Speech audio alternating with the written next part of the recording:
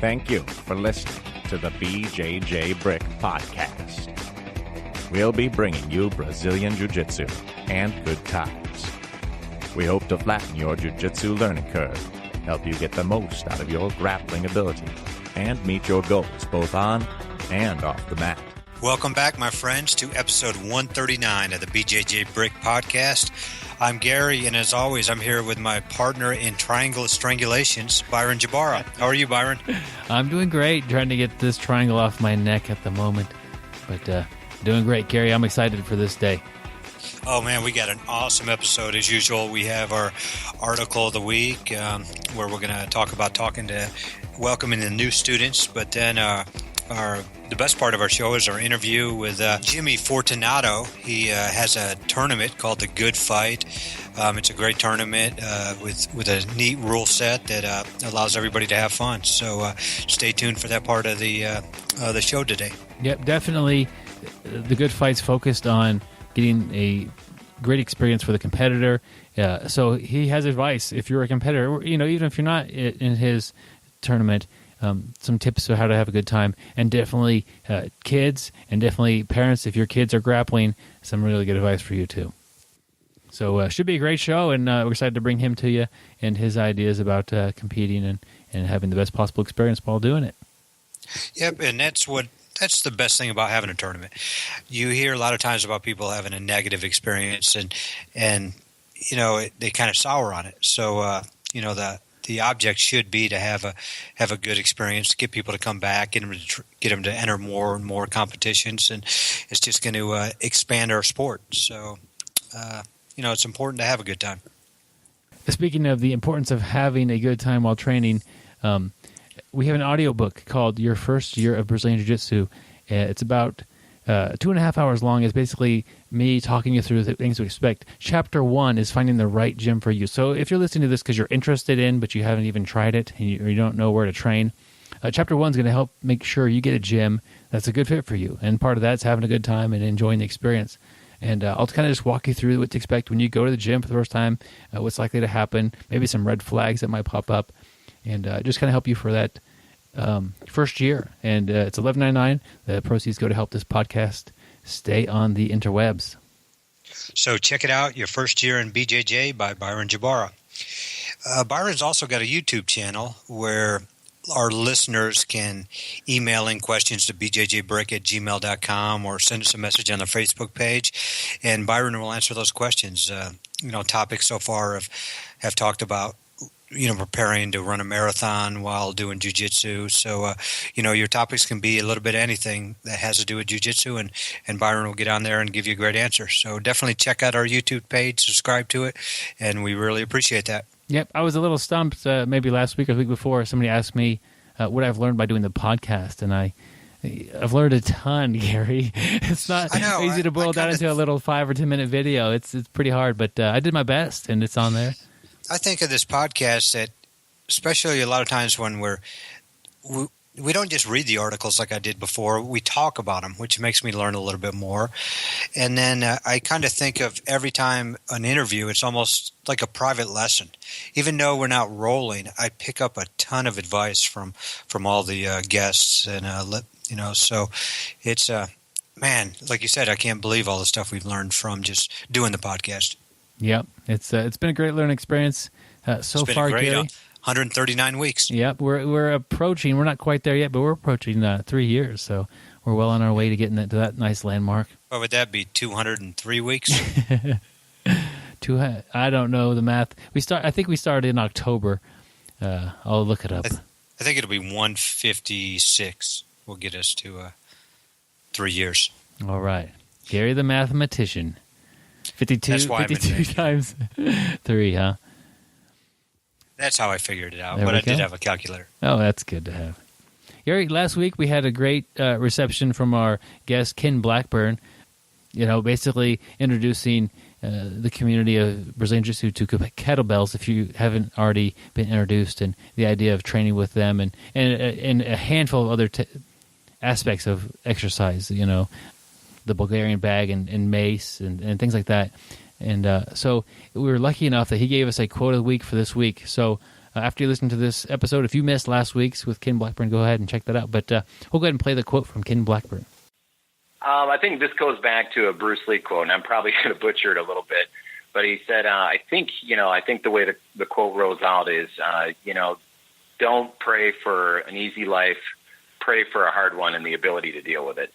And to me, I'm just a big fan of being realistic. There's always going to be adversity. I mean, it's not all sunshine and rainbows out there, and, whether it's in regard to training your life. But I think it just comes down to how do you handle the downs? How do you handle the adversity? The wins are easy, but how you handle the losses, I think that's really what dictates the type of progress you're going to see going forward. Absolutely. We all have them. I think it's easy to look at some people and say, oh, they got a perfect life, but they don't. Nobody does. They're just dealing with their adversities. Maybe they have a little bit less than some people, but everybody has things that happen that are bad to them, and how you deal with that is often more important than how you're dealing with or what the good things that are happening to you.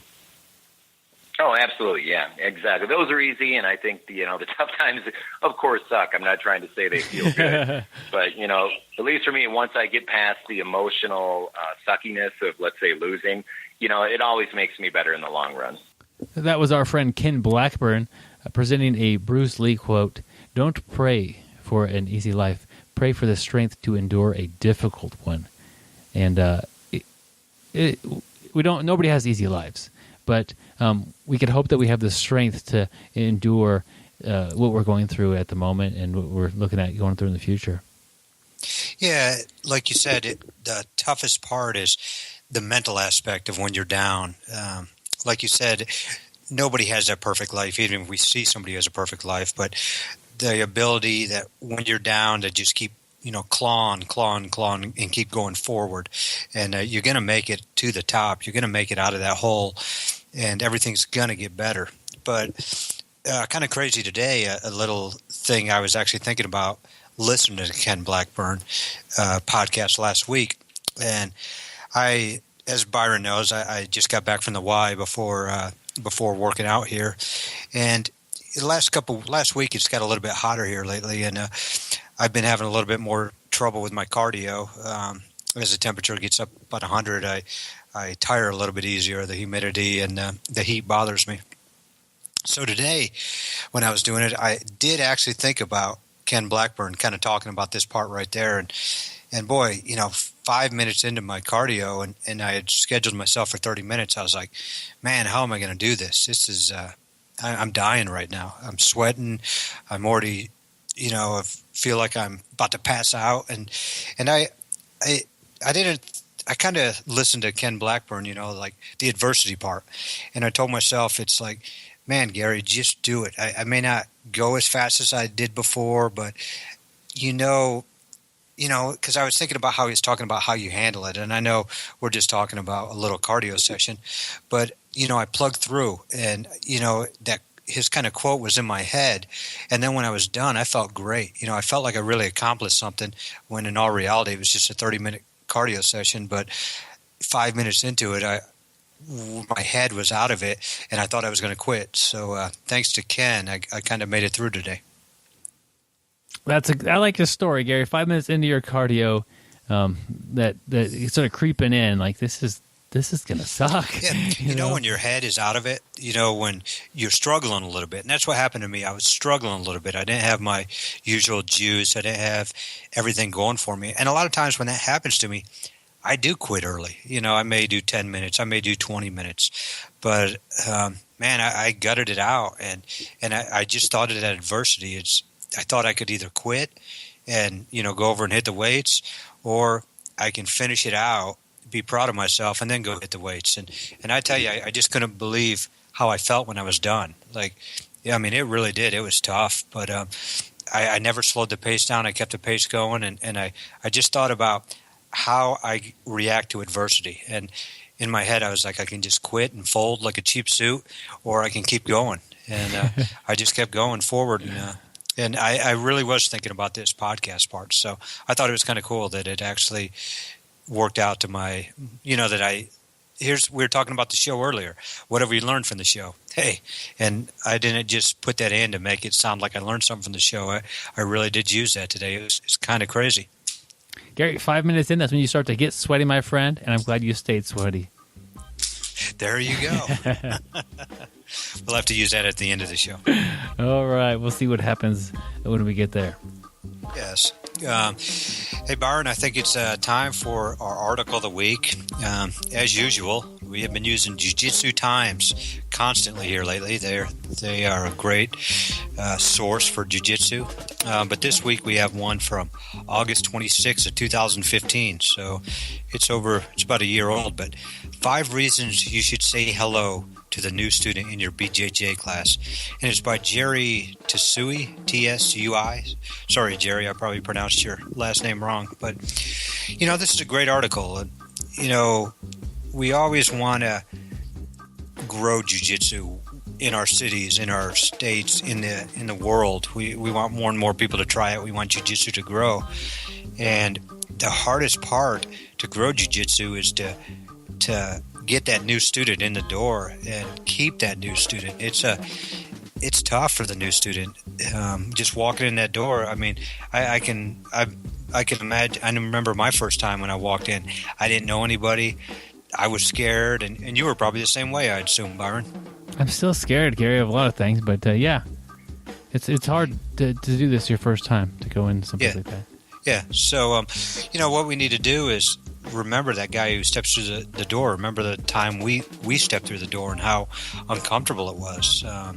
But the article goes on and talks about 5 reasons you should take the initiative to be friendly to the new guy or gal on the mats. And the first one, remember once you were the new guy.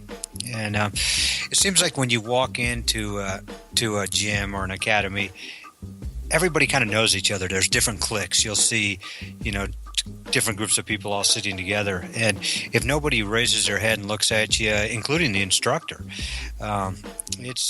it's a very scary thought. I mean, your palms are probably sweating, your heart's beating faster.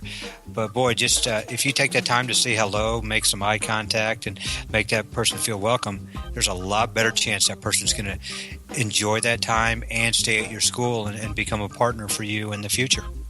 Yeah, it doesn't. If you have a white belt, blue belt, black, it doesn't matter. It doesn't matter. A friendly person is really a lot of times all that person's looking for at the gym. So you have let's say you have 3 black belts at your school, and there's no other black belts in town, and nobody is friendly to this person. And they go to the other gym, and everyone's super nice, and it's a good atmosphere. I probably would think that the nice people would have an advantage at recruiting people, even though they may not have the same instruction. Niceness goes a long way, especially with new students. That's a great thing, and I guess that's a great way that a school that's up and coming could really build what they have. Just with a smile and I mean that's the way all the schools here in town are super nice people in all of them. So, I mean, we're fortunate here in Wichita, but that's such an important thing that's often overlooked at really big schools that have a dozen black belts or whatever. Like the person walking in the door, you have world championship, they don't know the difference between that and the blue belt is going to smash them. But they do know somebody who's nice and who's friendly and welcoming them into onto the mat. That is true. Another reason here is you might meet a lifelong friend. Gary, we met a long time ago, and I don't. It's kind of weird, we both started about the same time, and here we are now, good buddies. And I think that's common. It's like a common bond. So, especially in your first few months of training, people coming in, if they stick with it, you're going to have like a bit of a bond with them as somebody who started this with you. And that's just how it goes. There were people there, Gary, that perfectly nice people, good people that had more experience than we did. We were both kind of the bottom guys. And I think that if I look back objectively, us getting beat up together probably helped our friendship grow a little bit. Yeah. But we started within 2 weeks. And Byron, remember when you just said that I'm a friend of yours? Can you say that again? Gary is Gary's my buddy. He's my friend. Friends. Yeah. I see. I was trying to think of something mean to say, but I couldn't. Nothing came out, man. So. Yep. Another reason, you just might be entertained, and most people you'll come across in life will be friendly, and just introducing yourself, striking up a conversation, ask them what made you decide to try out jiu-jitsu. Have you trained before? And next thing you know, the conversation just keeps going from there. Who knows what you'll end up talking about. So, hey, as long as you got a smile on your face and you're entertained, you can't go wrong with that. Yep. The last reason here on this list of things, and of course we're not covering them in full depth, but is to extend your social circle beyond its usual area. And I think this is a great thing, because in jiu-jitsu it does have all people. I've rolled with people who I'm pretty sure were homeless, and I've rolled with doctors and lawyers and people who are super successful in government and different branches of service, and we just kind of all match up, and it's not social class or anything. We're just on the mat together, and we're having a good time, and you get to know people that you would never meet otherwise. I mean, when I started jiu-jitsu, I was working in retail, and I eventually met some police officers, and eventually met some firefighters, and one thing led to another, and it's changed what I'm doing now. Like without jiu-jitsu, I would not be a firefighter, and I wouldn't be going to work with a smile on my face. Maybe I would somewhere else, but like my social circle got changed in a way I couldn't have predicted, and it's made a significant impact on my life, and I'm happy about that. Yep, I remember back in those days, the police officers and the firefighters were both fighting to hope, the police officers wanted you to apply to the police academy, and the firefighters wanted you to apply to the fire academy. I remember those guys fighting over you. That was kind of funny. Yeah, maybe they were trying to pawn me off on the other one. It was probably more accurate, Kerry. Yeah, I had all the cops tell me, go be a firefighter. Won, then. Maybe that was the case. You would have caught a case on that. Gary, we mentioned that this was from Jiu-Jitsu Times, and we have used quite a few articles from them, and they are our good friends. This is written by Jerry. Jerry recently went to Burma and went to the same exact jiu-jitsu gym in Myanmar that I went to. And it's in. Oh, that's awesome. Yeah. You can click on Jerry's name and take you from one link to the other, and you can find the interview with the club there in Myanmar. And I'm looking through this, and I see the same people that I rolled with when I was there, and got the beating I got there, and it was a good time. And it just takes me back, and seeing I even recognize Taco's on there. He was a super nice guy. Like the same thing. I come into this gym, having been on a plane for 36 hours. Or been traveling for 36 hours, 2 days ago, jet lagged. These guys are super friendly, joking around with each other, bringing me into their, joking and their good time before we start rolling. It's just fun. And it was like, here I am, the other side of the world, and these people are having fun with me, and I'm having fun with them. And it was just like a crazy experience, because everywhere I had been to, in Myanmar, I couldn't get that. People I'm sure are fun. Yeah, people were actually trying to pickpocket him before he went to the jiu-jitsu gym. So, what a big difference. Yeah, that did happen as well. But it's just like I walked in there, and I'm sure there's gyms where they're not super friendly. But this, I recognize everybody that I trained with there and had fun with. So, and I also say that we've used a lot from Jiu-Jitsu Times. If you have a blog or an article that you've written, send it to us. We'll be happy to share it on the podcast and talk about it and get a little bit of word out about you. So that's how we find a lot of our articles. People send them to us, bjjbrick@gmail.com, or throw it to us on our Facebook fan page there, and we'll be happy to review the article on the podcast. So I brought up another article, but it's all good stuff by Jerry, and I don't know what to say. So check that one out too. But Byron, I think it's time to fight the good fight. He is the most interesting grappler in the world. He once grappled a polar bear to test out his bear hug. He once choked out an opponent using only his Wi-Fi connection. When he models for gi companies, he uses only his bad side. He only gets ringworm on his ring finger. I don't always listen to podcasts, but when I do, I prefer the BJJ Brick podcast. Stay listening, my friends.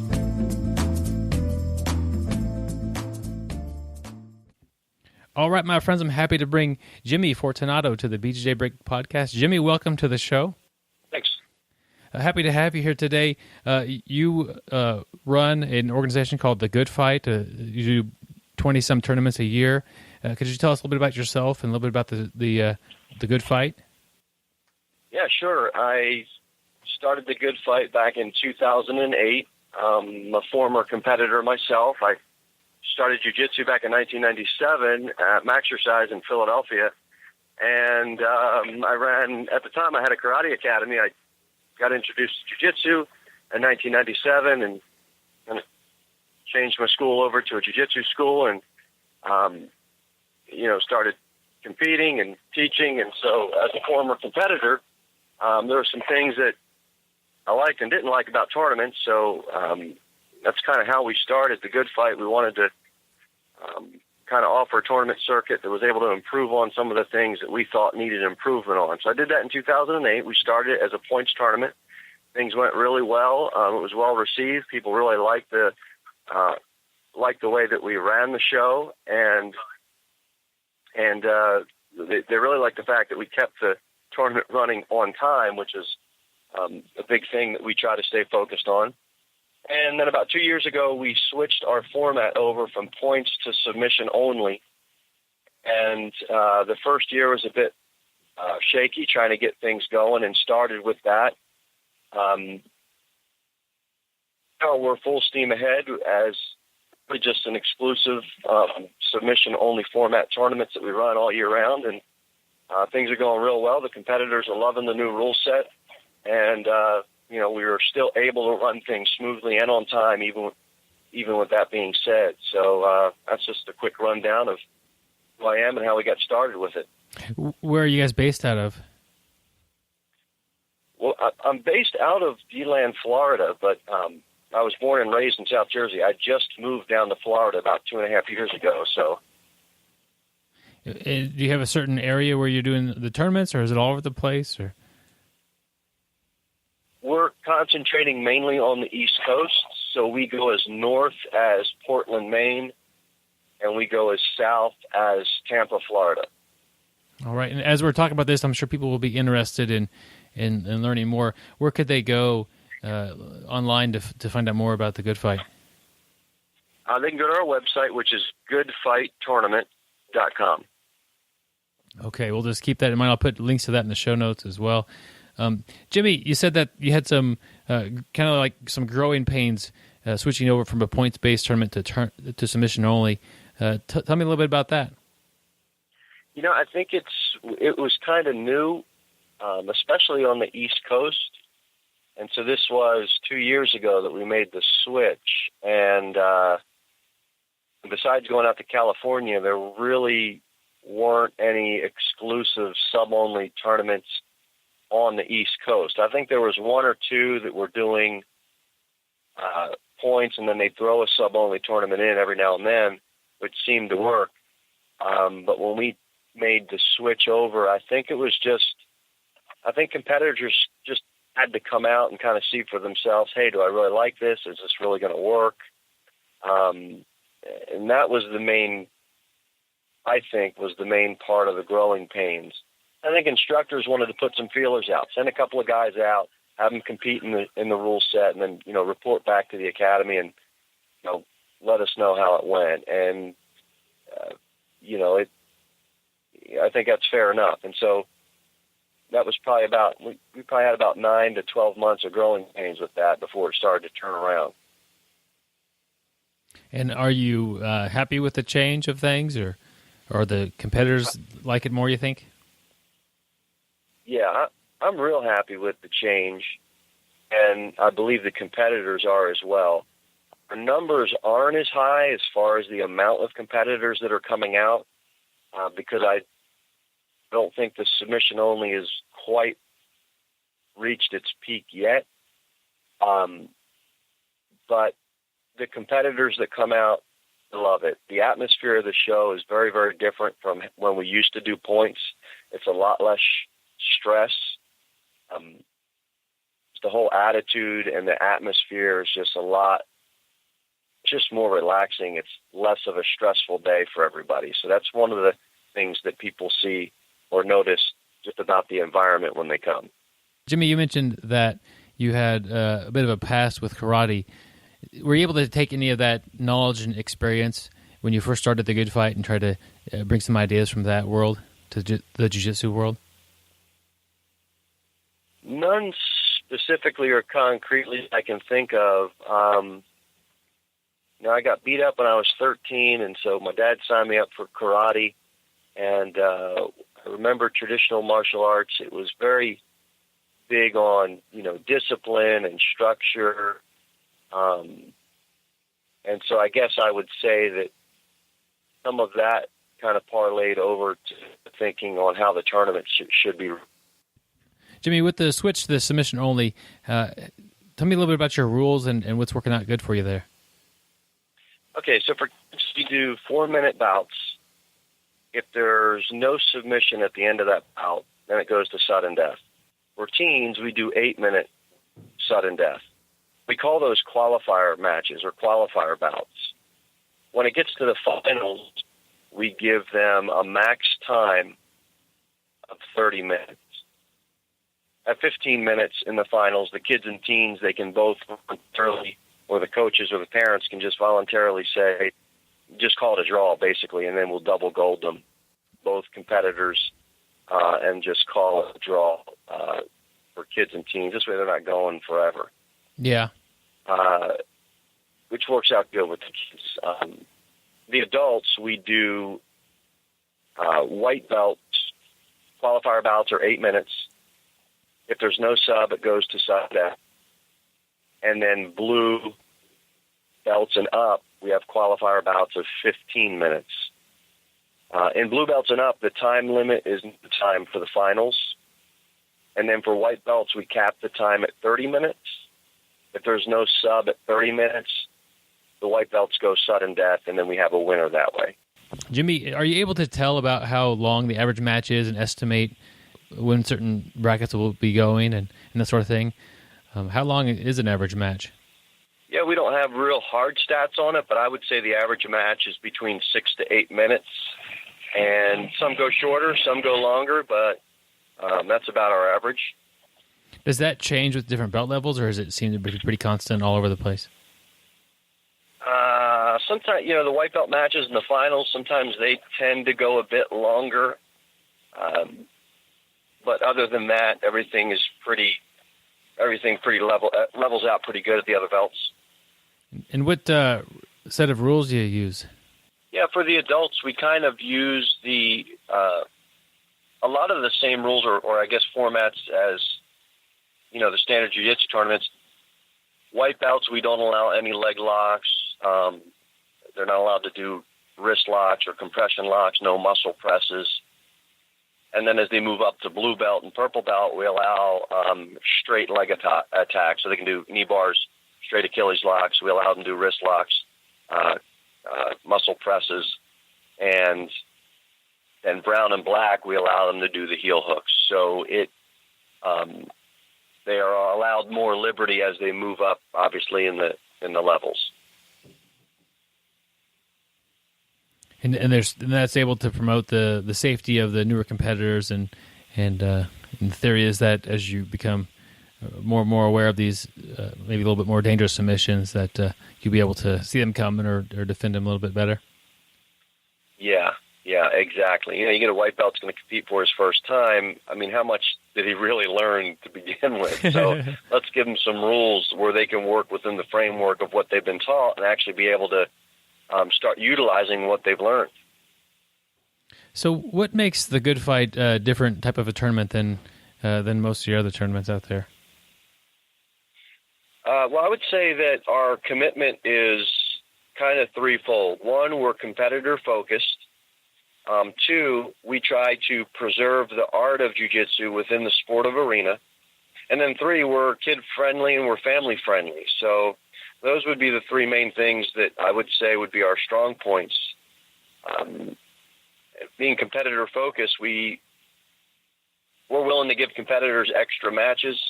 We know that that's why they're there, to compete. So a lot of times if a guy gets flashed real quick, we'll give them another bout. Competitors also want to be treated well. They don't want to be herded through a tournament like cattle. So we have great staff in place that, really cares about the art and the sport and cares about the competitors. So we'll take time talking with them and getting to know them. And then we do our best to offer a good, clean, professional environment when they arrive. So we definitely are competitor-focused. We want to preserve the art, so we feel that the submission-only rules is a big part of doing that. And so we have a few other rules as well that we feel kind of keeps the art within the sport, so to speak. So, for example, we don't allow the guys to jump guard. They can pull guard if they play bottom game, but they can't jump both feet in the air. And we have, obviously, to preserve the art, our rules have safety in mind, which you already talked about, and that progression of things as far as what you can and can't do. Is the jumping guard it's a safety measure to help people from getting injured if they're not expecting their opponent to just jump on them like that? Yeah, there's a safety aspect too, and in a street fight you wouldn't jump guard. So, and I guess in a street fight you wouldn't have mats either, but we're not going to go that far. But we just feel that that's a technique that's something we just wanted to restrict. So if a guy wanted to play bottom game, he can still do it, but he wouldn't be able to jump both feet in the air and count on the guy standing to catch him. Yeah. Yeah, you mentioned that one of your goals is that you're kid-friendly. How do you accomplish that? Well, we take the time with the kids. We do a rules meeting before we start the kids, and along with the rules, we just kind of take the time to talk to the kids about some things that are important about being at a tournament. We tell the kids we have 3 rules, which first rule is to have fun. And we kind of break that down, and I'll talk to them about what that means. Second rule for kids is they have to learn something. We talk about winning and losing and how when you lose, typically you learn more. And then the third rule we give for the kids and teens is you have to make a friend. Tournaments, we all love jiu-jitsu. So when we come out to tournaments, we always have the chance to meet somebody new. There's the camaraderie. There's that sharing of that same passion for what you do. So we take the time to break that down to the kids. And, the instructors, we feel, have peace of mind knowing that they can bring their students to our tournament. And we're going to take time talking to them, explaining to them how the tournament works, and giving them a good environment where, they have peace of mind that their kids aren't going to get hurt because something is done unsafe or anything like that.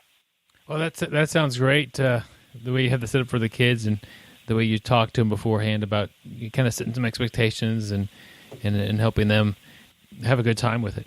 Having been doing the submission-only tournament for quite a while, if somebody has done, let's say, just a couple of regular tournaments and now they want to try the submission-only, maybe could you give them some advice about what to expect or maybe how to train a little differently than they had been? I think that if they've done point-style tournaments and they come and do submission-only, a lot of it's the same. It's just there isn't that pressure against the clock, to hold a position or to get a sweep or to add or earn another point in order to win. So it's a little bit more laid back in its atmosphere that they'll notice. A lot of times guys train, when guys roll, a lot of times they're not even keeping points or keeping time. They're just rolling. So a lot of times their training kind of inadvertently gets them ready for sub-only anyway. I guess if they're doing Panzer World, it's different. Guys at that level that are going to do those levels of tournaments where they're really being specific on the points and the advantages and the strategies. But for the most part, a lot of guys, when they roll, they're already getting ready for a sub-only style. That's true. I haven't really thought about that. When I'm rolling, I think about, I got swept, but I'm not generally keeping score in my head. I'm just acknowledging if things are going good for me or going bad for me, and that's kind of like it's similar in the submission only. Like, it doesn't matter. You're not really down any points. Whether it's, Right. if the match is going your way or it's not going your way, and that's how I roll usually anyway. Yeah, and I think a lot of guys roll like that, and so it's not as when we first started doing it, I think people thought it was more of a bigger deal than it was, meaning that maybe they were a little apprehensive to compete because they weren't sure if they could do it. But really, the opposite comes to be true.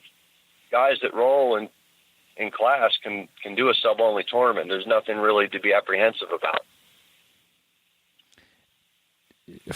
And I know you don't have hard data from this, but in your opinion, in the submission only match at blue belt level or white belt level, does it favor the person who goes real aggressively and tries to finish it right away, or does it long term favor the person who's maybe a little more patient and cautious?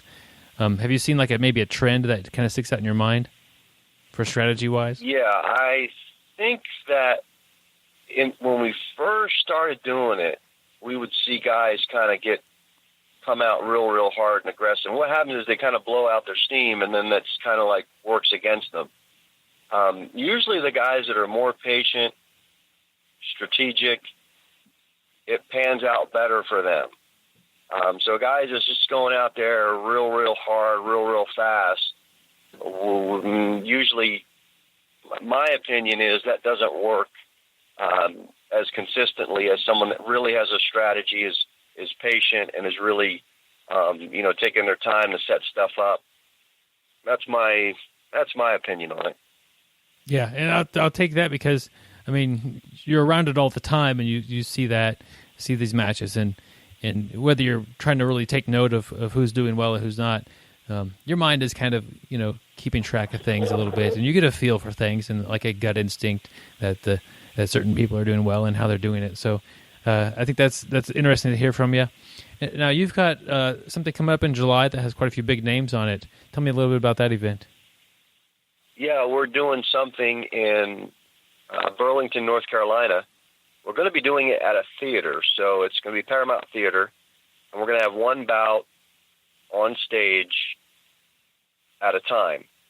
And we're going to open it up for white belts, blue belts, purple belts as kind of like a pre-show tournament. And then at the end, we're going to do an all-star invitational, just really highlight some brown and black belts, no time limit bouts. So that's kind of the real exciting part of that.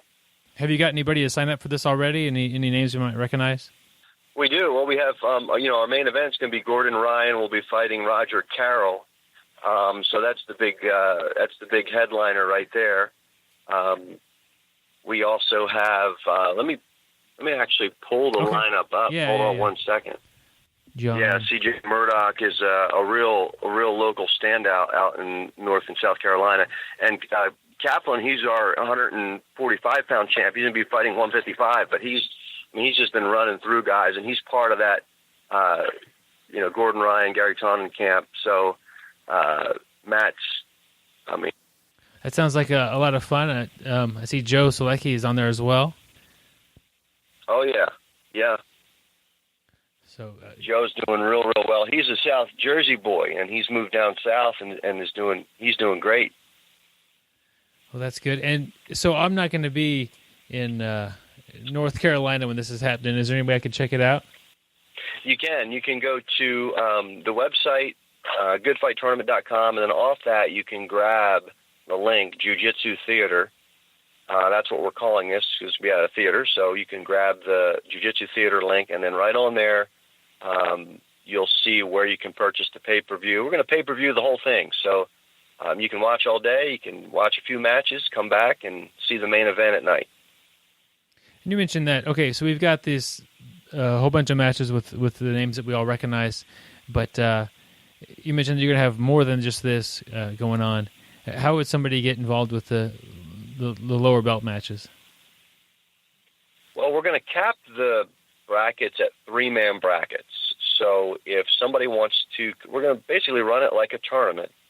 It is going to be a tournament for white, blue, and purple belts, but we're just it's just minimal brackets. So the first 3 guys that grab it in the belt level will be on the card. So, and then we would pay-per-view their matches as well. So it's something new. We've not done anything like this before, so we're giving it a shot. And so far, we've been getting very, very good feedback from it.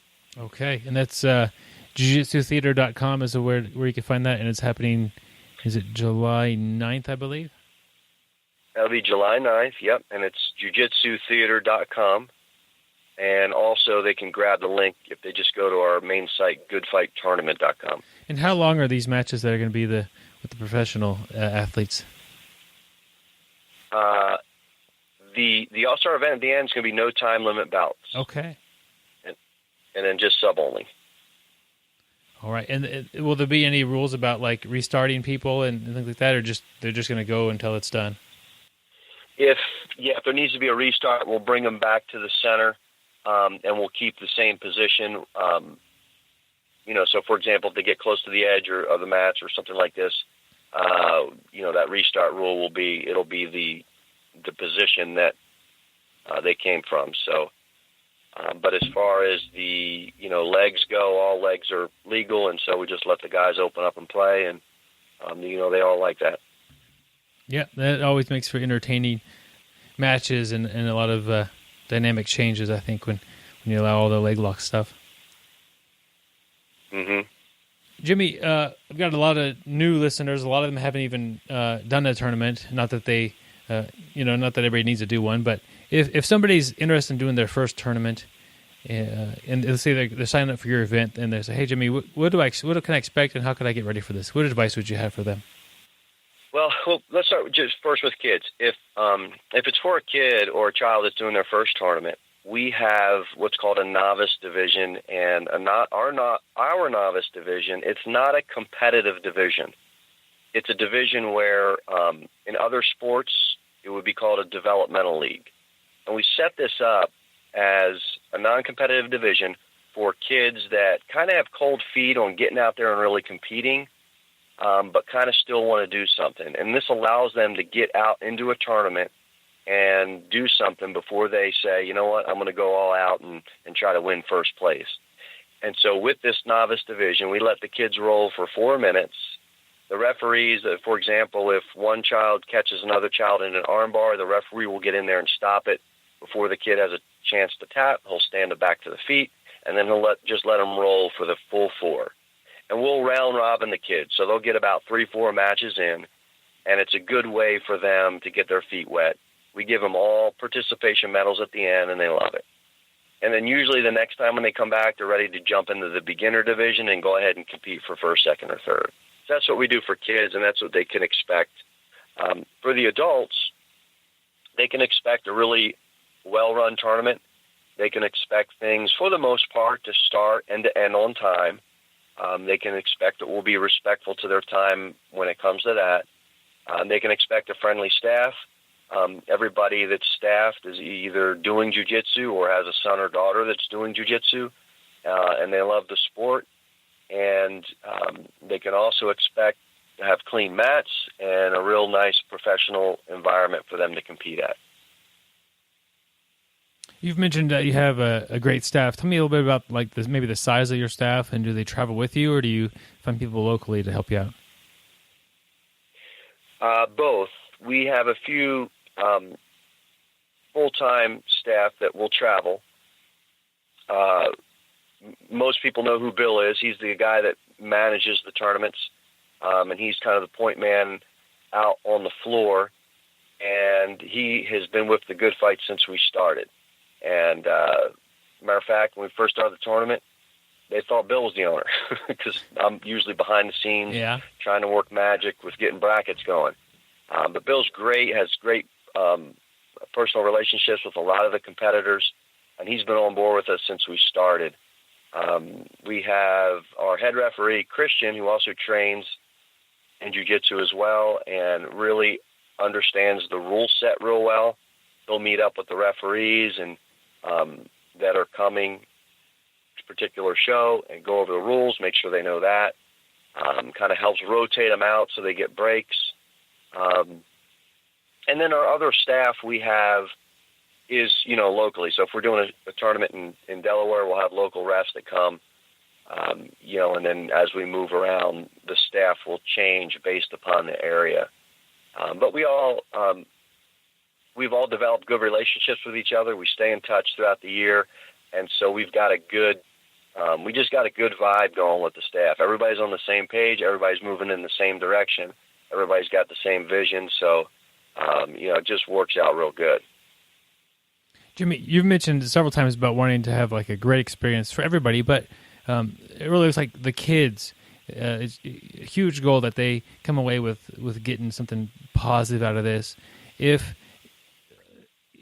somebody has a kid that's doing jiu-jitsu and they don't train themselves and they don't really understand what's going on with the sport and how hard it can be sometimes and that sort of thing, what advice would you have for a parent that's watching their kid during a match? We've all seen the parents that get a little bit too amped up and a little bit excited. Do you have anything that you would say to the average parent before a match that would maybe help them understand what's going on? Yeah, I think one is to make sure you're there early to hear the rules meeting, no matter what tournament you go to. Because a lot of times during the rules, those things are addressed. And the rules meeting helps set the tone for how it's going to go. If parents have a question, we try to get, during our rules meeting, we try to get people to understand if you have a concern or if you have a question, ask it before the match starts.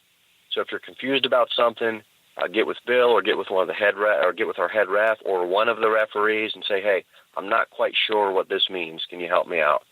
Rather than have them go out there, have something happen, and then try to deal with it on the other side. I think if parents come with no expectations, they're going to have a much better experience. If they come with a plate full of expectations for their first tournament, not knowing much, they're probably going to go away disappointed. So if a mom or a dad can have the expectation of, I'm just going to go there, learn a little bit, see how it goes, usually it's a more rewarding experience. And let's face it, they're kids. It's their first tournament. What does that kid really want? He wants his dad to take him afterwards and get a hot dog and a soda and say, hey, great job for getting out there. Yeah. And I think a lot of times the parents get into that role where they try to coach the kid, and that's the coach's role, especially if the parent doesn't have any mat time or mat experience. They kind of get in the way sometimes of the kid having a good time or of the kid even listening to their own coach. Yeah, and I think if parents come with the idea of, hey, we've got a tournament director, we've got a referee who's in charge and commanding the mat. I'm here with my son's coach or instructor or professor who is going to technically kind of explain or tell him what to do. And I'm really here just to be a mom and a dad and cheer my kid on. Hey, great job. I like, do great, or, here's your water, or, that type of thing. And if they don't try to put themselves in the role of instructor or tournament director or ref, and they just stay in their role like we're staying in our role, it works. Let's keep looking at the kids division. Is there a most popular submission that kids get in your estimation? Key lock, armbar are pretty much the common ones in kids. Okay, and how about for adults? Is there something if I'm going to do it, I really need to know what's the number one submission coming at me, or maybe which I should work on that would be a high percentage move? Yeah, I think, again, we don't have hard stats, but I say my opinion would be, guillotine, triangle, armbar, heel-lock, RNC, rear naked choke. All right. And there's a reason why, because they're all fundamental techniques and they all work very well. So, right? It's just that's right. I mean, you look at wrestling. You figure what do the high level guys win with? Doubles and singles, and that's fundamental stuff. And I don't think that changes no matter what sport or martial art you're doing. I think the fundamentals work, the basics work, and it's proven in competition. Yeah, I couldn't have said it better myself. That's great advice. If you're getting ready for a competition or you just want to get better at jiu-jitsu or any sport, work on your fundamentals and get those as good as you can. It's going to pay off. Yeah. Jimmy, had a great time talking with you today. You've got 20. How many tournaments are you doing this year, you think? We're on course to do 23 tournaments this year. Wow. Doing a lot of work there. Give me the websites one more time. The website is goodfighttournament.com. Okay. That's great. We'll send everybody there. Do you have any final words for the audience before I let you go? We've got coming up, look for us to put competitor rankings. That's one of the things that competitors can look forward to. We're just about ready to launch a ranking system where when guys compete, they can kind of see where they're ranked amongst all the other competitors. So that's some upcoming stuff for Good Fight. Other than that, we are just excited to be on this call. We thank you for the opportunity to do it, and we're just looking forward to having a great summer schedule for some submission-only tournaments. All right, absolutely, and I really appreciate you having the competitor focus at your tournaments and trying to get the best experience for everybody, adults and kids. That's just a great concept to have, and helping people have a good time on the mat. Cool. All right, well, thank you very much, Jimmy, and we'll keep up with you. Well, I'd like to thank Jimmy for coming on the show and talking to us today. Hey, and don't forget about his competition coming up his tournament coming up on July 9th.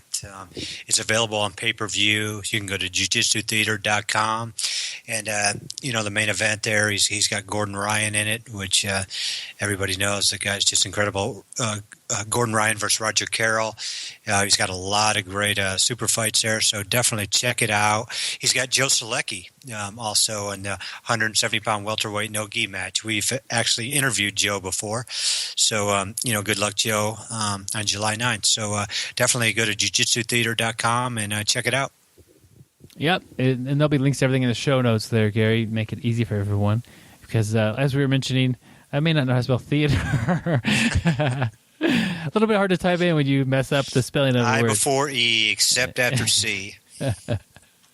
There's not even an I in that word, Gary. Okay, well, no wonder I couldn't find it either.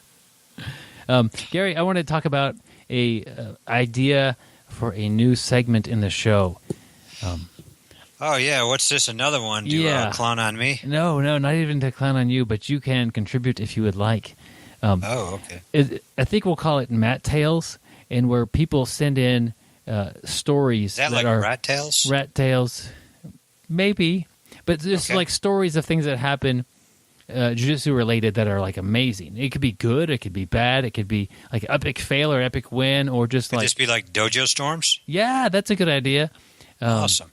Just something that's like, that's crazy. That's a crazy. There's everyone has a crazy jiu-jitsu story. If you want to share yours with us, type it up, email it to us, bjjbrick@gmail.com. I think the way I'm envisioning it, we'll kind of reword it to add a little bit of drama, I don't know, change some words, add some music to it, and we'll just kind of read a jiu-jitsu tale when we get them in, and it could be a good tale or a bad tale or just kind of weird. And we'll see where that goes from there. If we get any, that would be a lot of fun. And hopefully, I like that idea. In a few weeks, we'll have something, and just kind of another way to have fun with the show. And maybe this will get Gary out of his pickle that he's often in. We'll have the segment instead, because we keep adding segments to the show, Gary. We can't have 40 segments, but so we usually have a segment about Gary's. Yeah, so this is a great idea. I'm really going to plug this one. So definitely, anybody who's got a mat tale, good, bad, dojo storm, funny story, send it to us, bjjbrick@gmail.com, or messages on our Facebook page. Yep, and we'll and the way I'm envisioning this, of course, I don't know, but we'll correspond with you back and forth a couple times and work with you and write the story to get it to be, sounding good and exciting, and I don't know, Gary, I'm sure you have some mat tales to share with us. So if you think of them, type them up, buddy. I'm actually trying to think of some right now. But, I can think of some about you. I can think of one right now. And, I got some more I'll think of. Yep, I can think of an awkward situation with a couple of people that you've dealt with, but that's getting a little off topic, and maybe we'll bring it to you sometime in the future, Gary. Yeah, I think so. But I'm just happy to mention that now, so I can hopefully get some stories flowing in, and we can get a new segment going. Because really, with no stories and no help from the audience, it won't go anywhere. No. So we need audience participation. So if you want to get a participation medal, let us have your story. Gary, the music is telling us that we're starting the segment a little bit earlier than usual, and it's time to learn about your audiobook this week. Oh, my favorite part of the show. Well, you mentioned about your cardio thing. Basically, if you're new to the show, I've actually made a short little audiobook, and we sell it to help keep the show going. And Gary, he should make an audiobook. He's got all the knowledge and all the wisdom, but he just doesn't. He's a busy guy. Oh, so is that an old joke? Where the old guys have the wisdom? Thanks, Mark. You do have the wisdom. You're very I thought we were wise, friends earlier. Yeah, I did confess to that. But you got me all flustered now, Gary. Okay. But I do every that week, with a lot of guys. Yeah, you're flustered. I mean to get the girls flustered, but it doesn't work my way.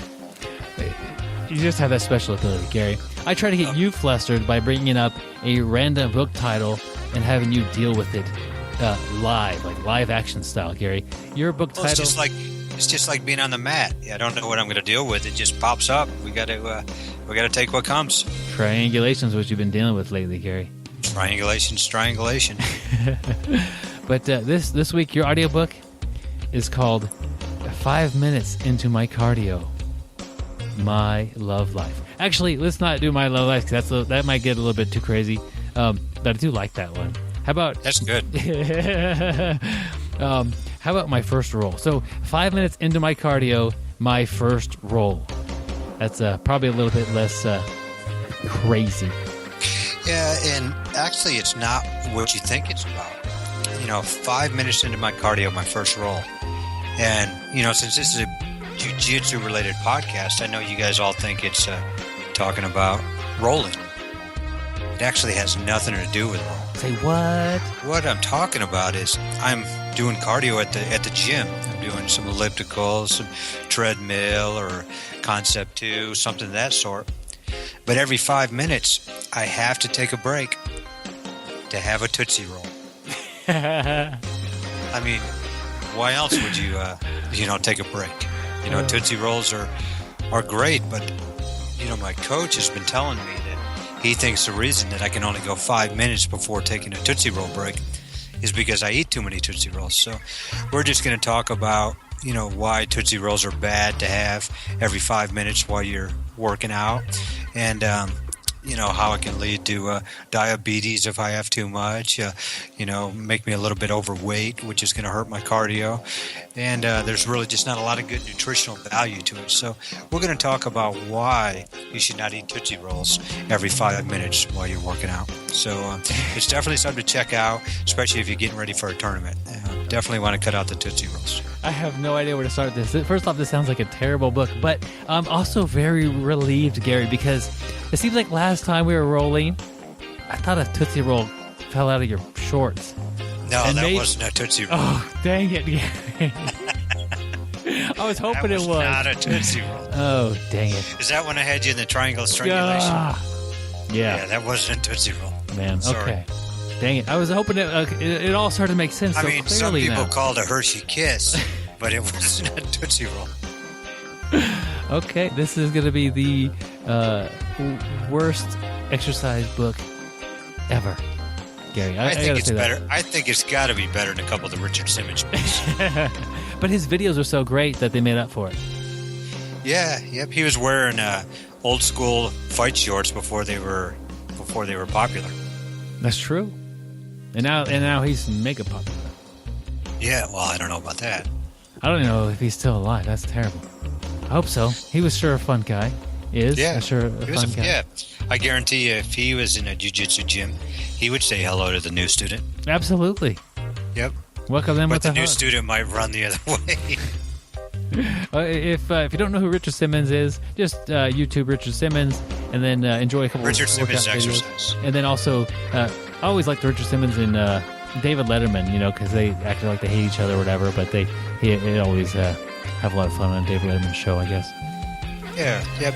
Speaking of David Letterman, you can watch him on social media, or you can check out BJJ Brick on social media. Wow. Hey, you like that? That was advanced transitioning that I interrupted. I'm like a 4-stripe purple in segways.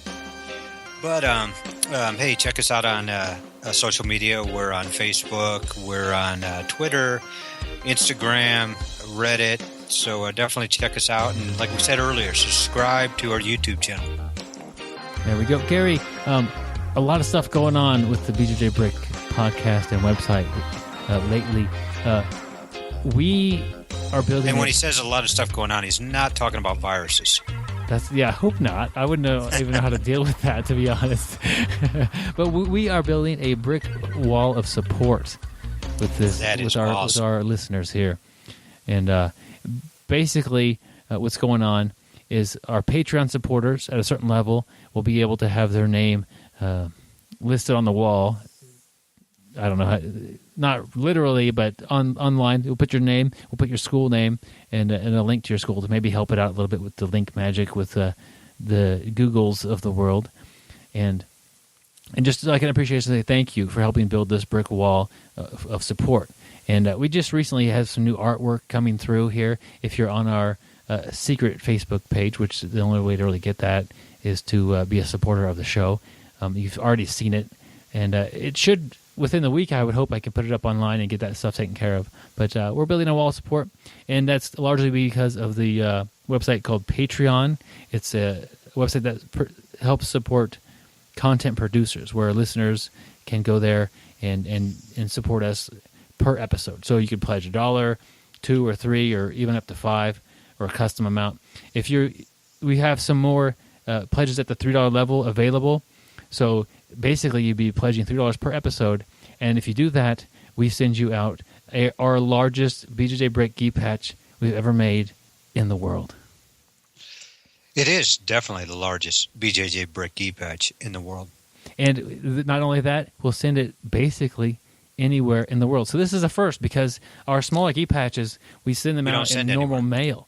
We've just been mailing them out and just kind of dealing with that because they're small. But these bigger gi patches, and with a little bit of money coming in, we're able to distribute them significantly further distances. So I don't think of it like you're buying the gi patch for $3 per episodes, because that's just really a reward. Yeah, it's just a little token of appreciation, and we do appreciate the support we've gotten so far on here. And we've shipped I've sent one to Australia, Europe, and a couple other places. And so the odds are, I'm not 100% sure because I'm not a shipping expert. I don't have a FedEx guy in the family or a UPS person. But what they tell me at the post office is basically any country that's probably listening to this podcast could get one. So sign up for it. If you want to pledge at the $3 level, we'll send you out a gi patch. And all that's explained in a video I've made and how that works out. But could we ship to the moon? Like if some astronaut was listening to us? Yes, Gary. I'm just going to go ahead and say yes, and okay. I'll deal with that when it happens. We'll figure it out. Right now I'm thinking I'll just kind of delay shipment until they get back. But if an astronaut's listening, we'll figure that out, Gary. I'll work with NASA on that one. Hey, if anybody's listening to us from in space, definitely send us an email, bjjbrick@gmail.com. In outer space, your mount is the same thing as your guard. Think about that, Gary. I'd be able to escape from about anything, I think. I would never be stuck underneath. There you go. Man, yeah. This is exciting ideas we have about grappling in space, but I don't know. We'll save that for another episode.